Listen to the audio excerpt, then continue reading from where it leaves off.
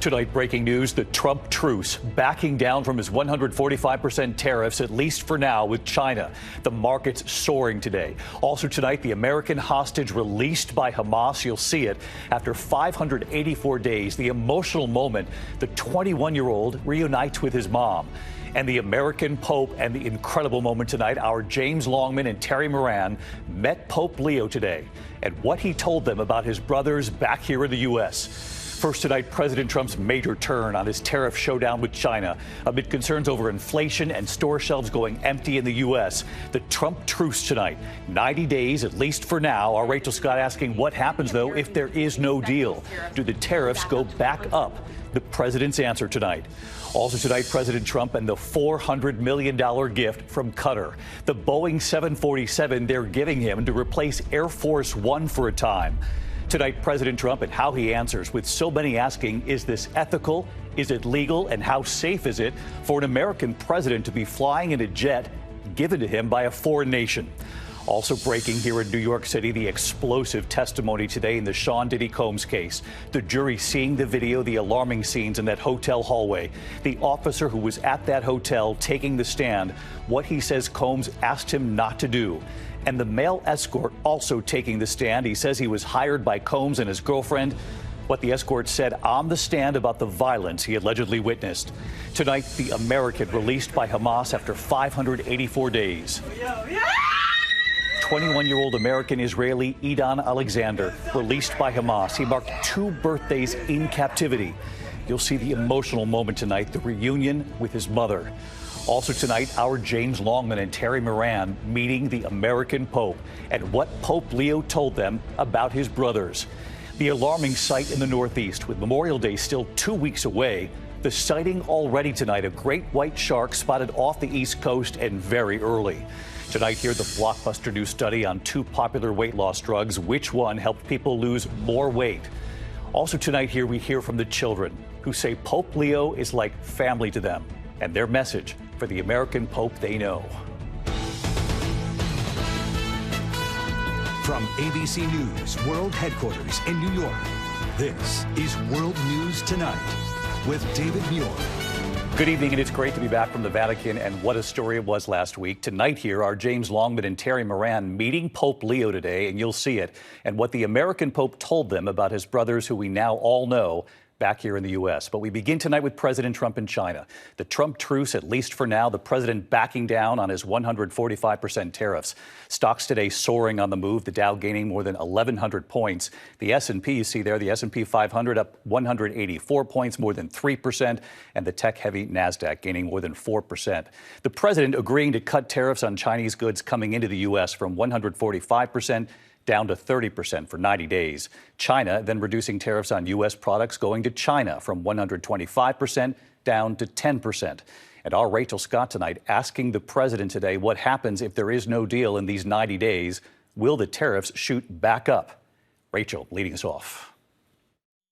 1 month after he launched a trade war with China that economists warn could lead to soaring inflation and empty store shelves, tonight, President Trump announcing a temporary truce. China and the U.S. agreeing to draw down their tariffs for 90 days to allow time to negotiate a trade deal. I think it's going to be fantastic for China. I think it's going to be fantastic for us. And I think it's going to be great for unification and peace. Trump now slashing his tariffs on Chinese goods coming into the U.S. from a staggering 145% to 30%.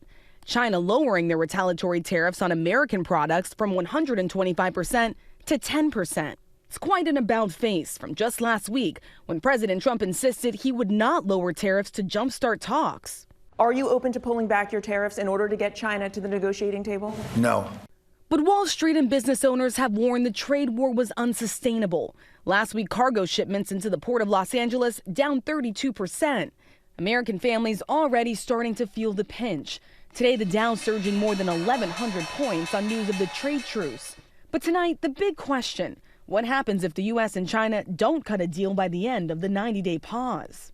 If a longer-term deal is not reached with China at the end of these 90 days, can the American people expect those tariffs to go back up to 145%? No, but they would go up substantially higher. I think you will have a deal, however.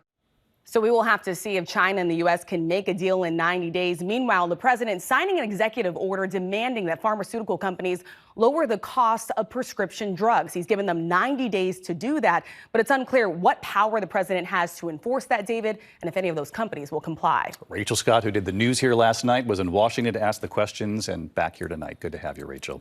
In the meantime, we turn to the uproar over the $400 million gift from the government of Qatar tonight, a luxury 747 jumbo jet to be used as Air Force One until the end of Trump's term, when the White House says it would be decommissioned and donated to the Trump Library. Tonight, President Trump answering questions on this, and there are many. Critics asking, is this ethical? Is it legal? And how safe is it for an American president to be flying on a jet given to him by a foreign nation? President Trump saying he would be a stupid person to turn the offer down.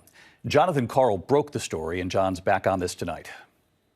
President Trump today defended the $400 million gift he wants to accept from the government of Qatar, a massive 747-8 luxury jet that's been called a flying palace. I think it's a great gesture from Qatar. I appreciate it very much. The jet, which is bigger and more luxurious than Air Force One, would almost certainly be the most expensive gift ever from a foreign power. It has 2 fully furnished floors, plush carpet, leather couches, and 2 bedrooms. Under the entirely unprecedented arrangement, the Qatari royal family would give the plane to the Pentagon to be used as Air Force One. But shortly before Trump leaves office, ownership would transfer to the Trump Presidential Library Foundation. I would never be one to turn down that kind of an offer. I mean, I could be a stupid person and say, no, we don't want a free, very expensive airplane. Democrats say accepting the Qatari jet would be clearly illegal, violating the Constitution's ban on gifts from foreign heads of state. His shameless self-enrichment is without equal in American history. Hillary Clinton pointed to the president's comments that children might have to settle for just 2 dolls because of the impact of his tariffs. Clinton posting, so American children should make do with 2 dolls, while Donald Trump gets a free sky palace from the Qatari government. Okay. And the top Democrat on the Senate Armed Services Committee, Jack Reed, flagged alarming national security concerns, warning using the Qatari jet as the new Air Force One would, quote, pose immense counterintelligence risks by granting a foreign nation potential access to sensitive systems and communications. Trump today angrily dismissed the criticism. They're giving us a free jet. I could say, no, don't give us. I want to pay you $1 billion or $400 million or whatever it is. Or I could say, thank you very much. Attorney General Pam Bondi argues the arrangement with Qatar is legal, insisting the plane is not a bribe because the Qatari royal family is getting nothing in return. Our Rachel Scott asked Trump today if he would continue to use the jet himself once he leaves office and its ownership transfers to his presidential library. Do you plan to use the plane after you leave office? No, I don't. No, it would go directly to the library after I leave office. I wouldn't be using it. No. All right, Jon Karl, you broke the story. John, you laid out there many of the questions, but there's another one, and it's a big one. You know, folks are asking how safe would this be for an American president to be flying around on a jet given by a foreign government? And wouldn't this jet have to be significantly taken apart to make sure it's secure from surveillance, from spying? And how long would that take? David, it would require extensive modifications. The Air Force has strict requirements for any presidential aircraft in terms of the security and communications features. A presidential plane must be able to operate even in the event of a nuclear blast. And of course, as you mentioned, it would have to go through a security sweep to search for listening devices and tracking devices. How long would it take? The White House officials have suggested it could be done by the end of the year, but many experts say it could actually take years to accomplish all of that. All right. Jon Karl, who broke the story on This Week. John, thank you. Here in New York City tonight, the explosive testimony in the Sean Diddy Combs case. The jury seeing the video, the alarming scenes in that hotel hallway. The officer who was at that hotel taking the stand today and what he said Combs asked him not to do. And the male escort taking the stand as well. He says he was hired by Combs and his girlfriend. What the escort said on that stand about what he witnessed and what he said to Combs' girlfriend. Aaron Katersky at the courthouse tonight, and a warning here. Some of this is difficult. Right from the start of his racketeering and sex trafficking trial, Sean Combs was portrayed as a Jekyll and Hyde. To the public, prosecutors said he was Puff Daddy or Diddy, a cultural icon, a businessman larger than life. But they said there was another side to him. describing how Combs allegedly used lies, drugs, threats, and violence to threaten and coerce women to have sex with him in front of male escorts, and how these sex performances, fueled by ecstasy and other drugs that Combs called freak-offs, could last for days. And today, the jury of 8 men and 4 women saw a video like this one, showing Combs chasing then-girlfriend Cassie Ventura down a hotel hallway, knocking her to the floor and stomping on her. Prosecutors say it's what happened after Ventura tried to escape one of the sex performances. The defense claiming the video shows a fight over a cell phone. The first witness, Israel Flores, an LAPD officer who was working security at the hotel that night, said he responded to a call of a woman in distress. The officer testifying Combs gave him a devilish stare and tried to bribe him with a sack of money, saying, "Here, take care of this for me. Don't tell anyone." He says he refused the cash. A male escort, Daniel Phillip, testified he was paid to have sex with Cassie Ventura several times in front of Combs, and claiming he saw Combs get violent towards Ventura. "It came out of nowhere," he told the jury. "I was terrified." Even his own lawyers acknowledge Combs was violent, but arguing that does not make him a sex trafficker or part of a racketeering conspiracy. And the defense describing the freak-offs as consensual threesomes by a celebrity who led a swingers lifestyle. Combs denies all of the allegations. David, inside we watched him blow kisses to his mother and children seated in the second row, although his daughters walked out when the testimony turned graphic. Expect Cassie Ventura on the witness stand here tomorrow, David. Aaron Katersky at the courthouse for us. Aaron, thank you. Overseas tonight into the release of the last living American hostage held captive by Hamas in Gaza. Tonight, 21-year-old Edan Alexander, who grew up in Tenafly, New Jersey, back with his family. This right here is the moment his mother waited 584 days to see. Edan, escorted by the military right into her arms. It was something. He marked 2 birthdays while in captivity, and when he saw his little brother, he said, "I can't believe how much you've grown." ABC's Tom Sufi Burridge in Israel tonight. Tonight, the emotional moment of pure joy. Edan Alexander reunited with his family, the last living American hostage held by Hamas, finally free. After 584 days of agony, Edan back in the arms of his mother and father. The 21-year-old spending 2 of his birthdays in captivity, hugging his sister and younger brother, amazed at how much he's grown. Then embracing his grandmother and friends. Earlier, Edan seen here surrounded by Hamas gunmen before he was handed over to the Red Cross in Gaza. The IDF sharing this video of the moment he set foot back on Israeli soil. Oh my God, Edan! Edan! And just after his release, his mother Yael speaking to her son by phone for the first time in 19 months. They just released a photo of you. You look unbelievable. Wow. You look beautiful. I love you so much. Edan was raised in Tenafly, New Jersey. He joined the Israeli military right out of high school and at just 19 years old was kidnapped by Hamas during the October 7th massacre. Today, scenes of celebration in his hometown. Hundreds watching it live on a giant screen. Tonight, the White House posting this image of Edan holding a sign thanking President Trump.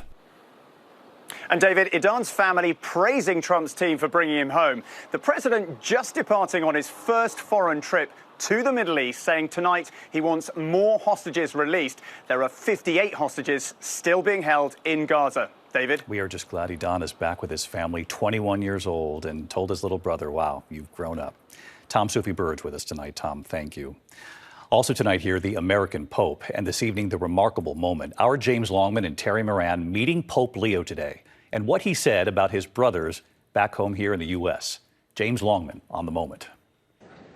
The remarkable opportunity tonight, Terry Moran and I among the lucky few to meet Pope Leo. He shook our hands in a room packed with thousands of journalists. He said, ABC News, you guys tracked down my brothers. They've been on TV more than me. Those brothers nearly as famous as Leo, older brother John, who he plays Wordle with, in the middle of an interview with the AP when the phone rings. Oh, he's called for 2 hours already. Well, why don't you answer your phone? Well, first you need to know you're on the air right now. This has been going on since 11 o'clock this morning. This is the first time I'm hearing that this thing rang, and we are being filmed and recorded.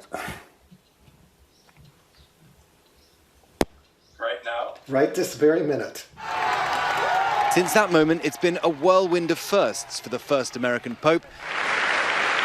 The white cassock giving this humble Chicagoan star power, introducing himself to the world's press today with a joke in English. Good morning, and thank you for this wonderful reception.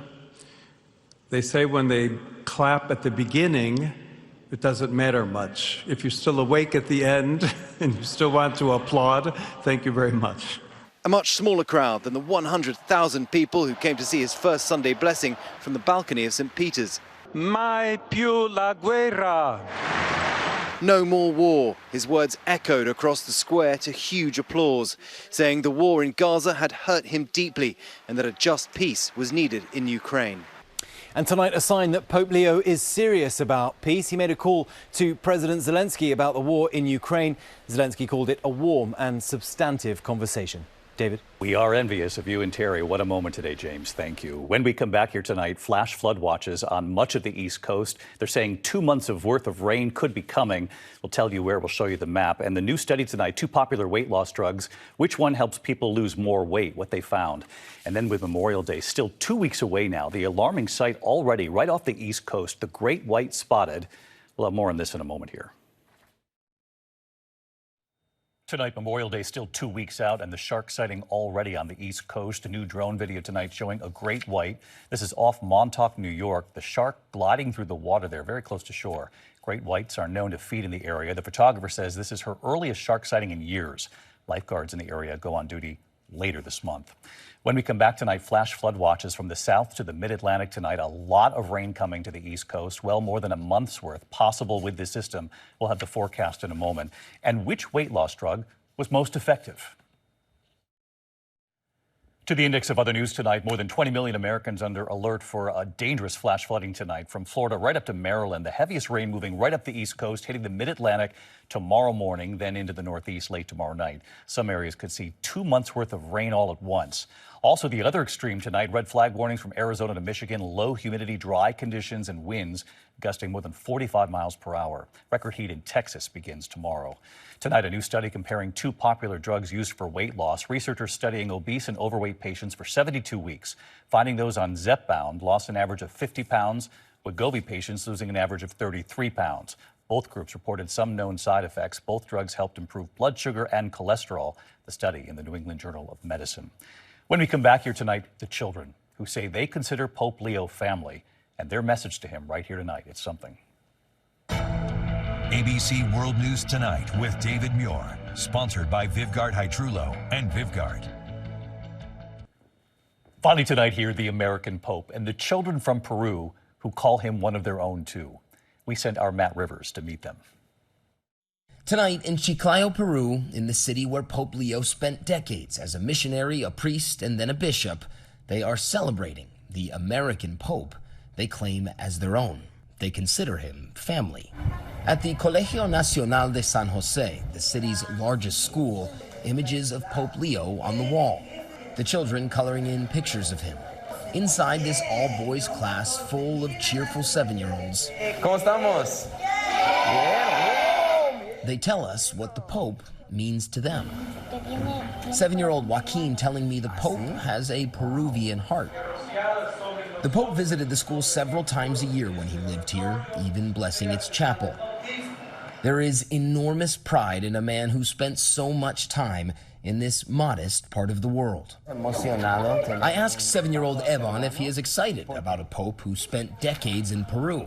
His answer, yes, because he'll take care of Chiclayo. Every kid we spoke to thrilled the world is now hearing about their town. And as we leave, a surprise in the courtyard. Signs for the Pope. Kids excited our cameras are there, hoping the Pope himself will see them. David, the Pope's image there right on the front of the cathedral here in Chiclayo. There is such pride in the fact that this relatively obscure city has played such an enormous role in the origin story of this new Pope. David? We loved hearing from those children, Matt. Thank you. The children from Peru cheering on Pope Leo II. I'm David Muir. I'll see you tomorrow. Good night. Thank you for making World News Tonight with David Muir America's most watched newscast.